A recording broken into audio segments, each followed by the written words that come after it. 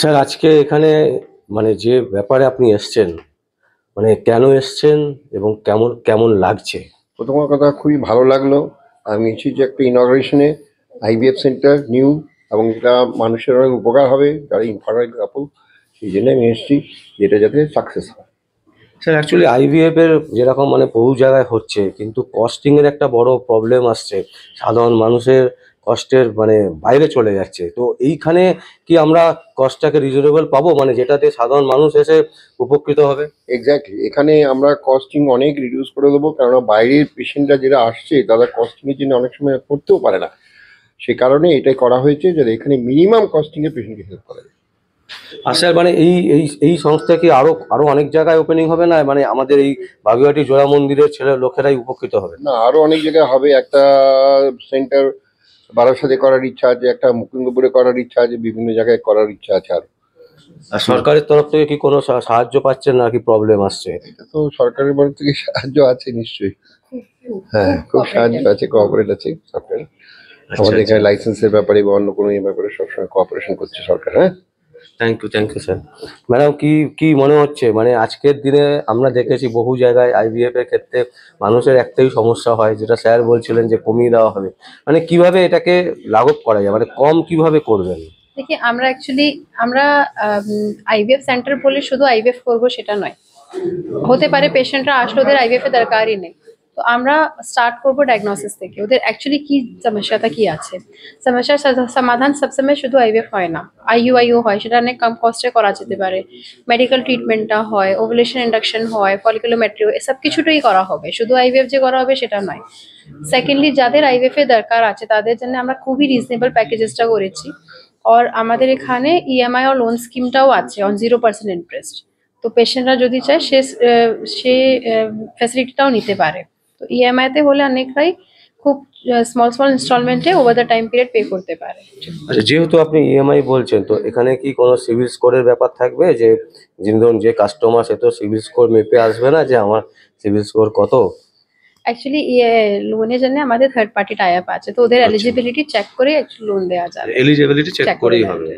এবং সেটা কি 1 বছরের ইএমআই হবে? 1 বছরের ইএমআইটাও আছে, 2 বছরের ইএমআইটাও আছে। 1 বছরের ইএমআই এর উপর কোনো ইন্টারেস্ট নেই, 2 বছরের ইএমআই এর উপর 5% অফ দি ইন্টারেস্ট আছে। তো এই ধরনের যে আপনারা করছেন, মানে আমরা দেখেছি বহু জায়গায় আইভিএফ এর প্রতিষ্ঠান হয়েও অনেক জায়গায় বন্ধও হয়ে গেছে। তো সেই রকম মানে আজকে দাঁড়িয়ে এখানে দাঁড়িয়ে কি মনে হচ্ছে, মানে আগামী দিনে মানুষের সেবা কি দিতে পারবেন, নাকি কোনো রাজনৈতিক চাপ আসবে সেখানে বন্ধ করে দিতে হবে? नहीं, वेस्ट बेंगल ওরকম স্টেট নাই। একটু ওয়েস্ট বেঙ্গল গভর্নমেন্ট ইজ খুবই কোঅপারেটিভ। এখানে যে স্টেট এআরটি বোর্ড আছে যারা খুবই কোঅপারেটিভ, খুবই মানে যে হিসাবে চলা উচিত, যে নিয়ম মেনে চলা উচিত সেই হিসাবে চলে। তো যদি আইভিএফ সেন্টাররা ওদের নিয়ম মেনে চলে, ওদেরও অসুবিধা হয় না, আমাদেরও অসুবিধা হয় না। এটা আমাদের প্রথম সেন্টার নয়, আমাদের অলরেডি 6টা সেন্টার আছে অল ওভার ওয়েস্ট বেঙ্গল। আর কলকাতাতে এটা 4th নম্বর সেন্টার আছে। তো সব সেন্টারই খুব ভালো চলছে। আমরা অপেক্ষা করছি কি এই সেন্টারটাও খুব ভালো চলবে, কেন কি আইভিএফ সেন্টার অনেকটাই হতে পারে, কিন্তু যে রকম ফ্যাসিলিটি, যে রকম পেশেন্ট কেয়ার ইন্দিরা আইভিএফটা দেয় সেটাতে ম্যাচ করা একটু ডিফিকাল্ট আছে। সো আমরা খুব হোপফুল কি আমরা খুব ভালো করে করতে পারবো এখানে। ম্যাডাম, আপনার নামটা? আমার নাম ডক্টর আকাঙ্ক্ষা, আমি ইন্দিরা আইভিএফ ইস্ট জোনে বিজনেস হেড আছি। আচ্ছা আচ্ছা। ম্যাডাম, কি মনে হচ্ছে আজকের এই ইনগ্রেশনের প্রোগ্রামে? খুব ভালো হয়েছে। এখন ডক্টর বাসবদেব এসেছে, ওটা ল্যাম্প লাইটিং করেছে আর অনেকই ভালো সব ওয়ার্ডস বলেছে। অ্যান্ড আমার মনে হচ্ছে কি 1st জানুয়ারি 2025 ভালো দিন, মানে অগস্ট দিন আছে কি সেন্টার শুরু হচ্ছে, আর ভালোই চলে hopefully। যে এইখানে যেহেতু আজকে নতুন বছর, নতুন দিন, মানে ইংরেজি বর্ষে, তো এরকম কি কোনো প্ল্যানিং ছিল যে একদম নববর্ষ থেকেই শুরু করব? এটা তো আরো আগেও করা উচিত, করতে পারতেন। না, প্ল্যানিং তো ছিল না, বাট খুব ভালো দিনেই হয়ে গেছে সবই কিছু। মানে ইটস গডস ব্লেসিং কি সবই একসঙ্গেই 1st জানুয়ারি শুরু হয়েছে, দেখো। সো এরকমই আগে বি চলবে, পেশেন্ট আসবে, ওনার বি গড ব্লেসিং আর আমার ট্রিটমেন্ট সঙ্গে ভালো মানে প্রেগনেন্সি হোপফুলি চলে আসবে, যে ফার্টিলিটি ট্রিটমেন্ট জন্য আসবে। আইভিএফ এর পুরো প্রসেসটা যদি সাধারণ মানুষের কাছে একটু বুঝিয়ে দেন, তাহলে কিন্তু বিষয়টা অনেক বেশি ক্লিয়ার হবে। অনেকে ভয় পান যে কি ব্যাপার কি না, এটা যদি একটু क्लियर করে বলেন তাহলে খুব ভালো হয়। एज अ फर्टिलिटी एक्सपर्ट मैं समझ सकती हूँ कि अलॉट ऑफ कपल्स उनको ये प्रॉब्लम आता है कि आईवीएफ ट्रीटमेंट से डर लगता है, क्या करेंगे, क्या कॉस्ट पड़ेगा, क्या क्या प्रोसेसेस होंगे। तो इसको एक सिंपल तरीके से समझाना है तो कपल्स जो 1 ईयर शादी के बाद अगर ट्राई कर रहे हैं कंसीव करने का और नहीं कर पा रहे हैं तो उनको एक फर्टिलिटी स्पेशलिस्ट को दिखाना चाहिए। उनके टेस्ट होते हैं, टेस्टिंग के बाद हम आइडिया लगता है कि किस कारण वजह से उनकी फर्टिलिटी नहीं मतलब प्रेगनेंसी नहीं आ रही है। इन केस कोई प्रॉब्लम नहीं है तो हम उनको नॉर्मल तरीके से मेडिकली या फिर नॉर्मल तरीके से ही कंटिन्यू करने को बोलते हैं एक और ईयर्स के लिए, 1 मोर ईयर के लिए।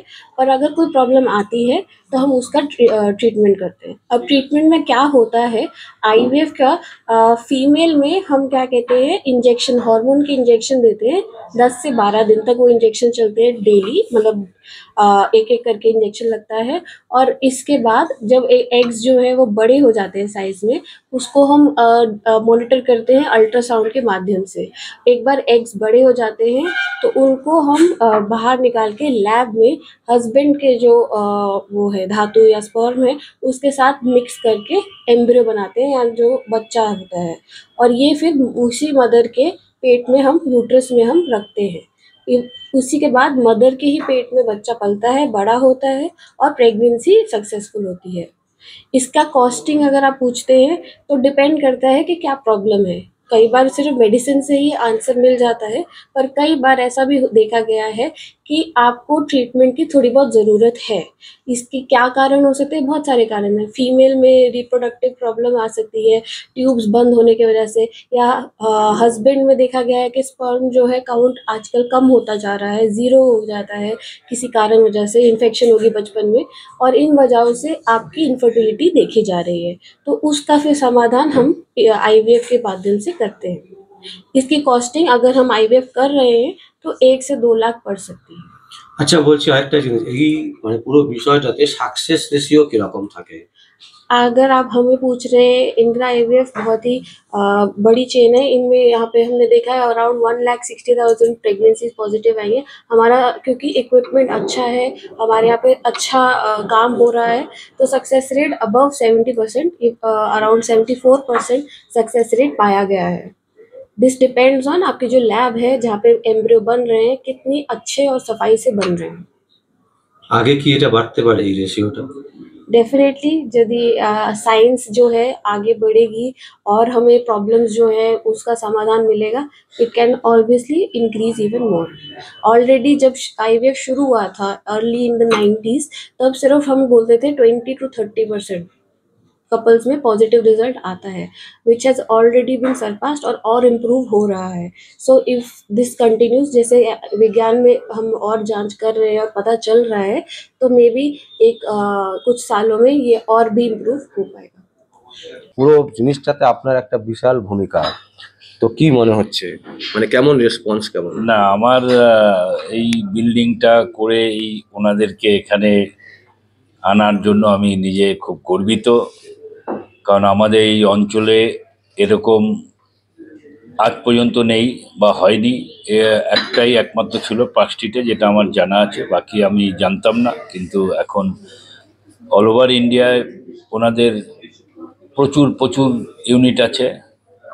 আমাদের এখানে সাধারণ নাগরিকের সুবিধার্থে ওনারা আমাদের এখানে এটা করেছেন, এর জন্য আমি গর্বিত।